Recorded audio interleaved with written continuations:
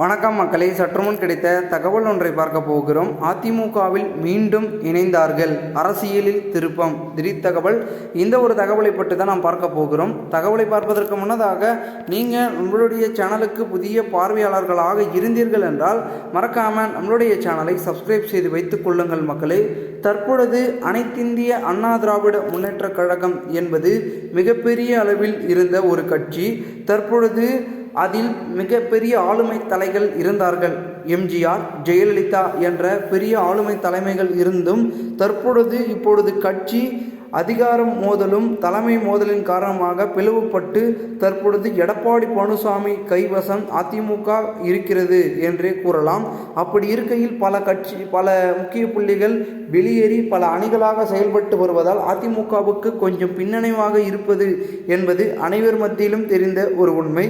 ஆனால் தற்பொழுது மீண்டும் நீங்கி போனவர்கள், நீக்கப்பட்டவர்கள், கட்சியில் இருந்து வேறொரு அணியாக செயல்பட்டு கொண்டிருக்கக்கூடிய அனைவரும் மீண்டும் அனைத்து இந்திய அண்ணா திராவிட முன்னேற்ற கழகத்திற்கு வந்தார்கள் என்றால் கண்டிப்பாக இது அதிமுகவுக்கு மிகப்பெரிய ஒரு கம்பேக்காகத்தான் இருக்கும் என்றும் கூறப்படுகிறது. மேலும் அரசியலில் பெரும் விதத்தில் அதிமுகவில் ஒரு சில புள்ளிகளும் பார்த்திங்கன்னா தொடர்ந்து இணைந்து கொண்டே இருக்கிறார்கள். மாற்று கட்சியில் இருக்கக்கூடியவர்களும் பார்த்திங்கன்னா அதிமுகவுக்கு இணைகிறாங்க. ஆனால் அதிமுகவில் இருக்கக்கூடிய முக்கிய புள்ளிகள் விலகி செல்கிறாங்க. ரொம்ப குழப்பமான ஒரு சுச்சுவேஷனில் அதிமுக இருக்குது. அதாவது குறிப்பிட்டு சொல்லணும்னா சமீபத்தில் கோமதேக எக்ஸ் நாமக்கல் மாவட்ட செயலாளர் நதி ராஜவேல் தனது ஆதரவாளர்களுடன் 1500க்கும் மேற்பட்டோருக்கு இபிஎஸ் முன்னிலையில் பார்த்திங்கன்னா அதிமுகவில் இணைந்தார்.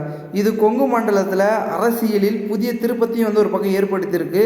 கடந்த 2024 லோக்சபா தேர்தலில் சுமார் 30,000 வாக்குகள் வித்தியாசத்தில் மட்டுமே நாமக்கல் தொகுதியில் அதிமுக தோல்வியை தழுவியது.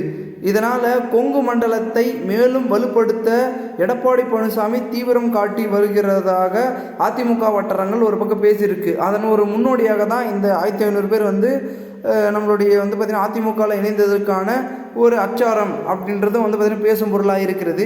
இப்படி பார்த்திங்கன்னா மாற்றுக் கட்சியில் இணைந்தவர்களும் இணைந்திருக்காங்க.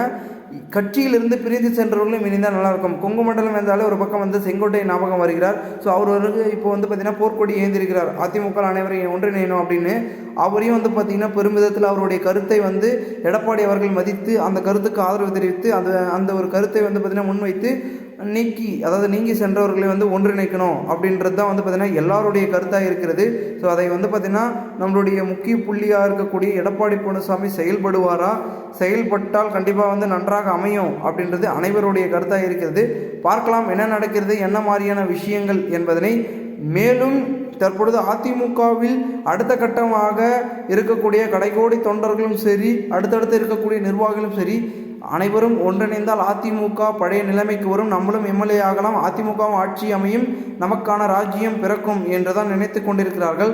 பொறுத்திருந்து பார்க்கலாம். தமிழகத்தில் இரட்டை இலை மலருமா 2026 என்பதனை பொறுத்திருந்து பார்க்கப்பட வேண்டும்.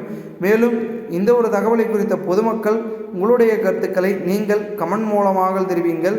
மேலும் இது போன்று நீங்கள் அரசியல் சார்ந்த நிகழ்வுகளாம் தினசரி தெரிந்து கொள்ள நம்மளுடைய சேனலை சப்ஸ்கிரைப் செய்து வைத்துக் கொள்ளுங்கள். நன்றி.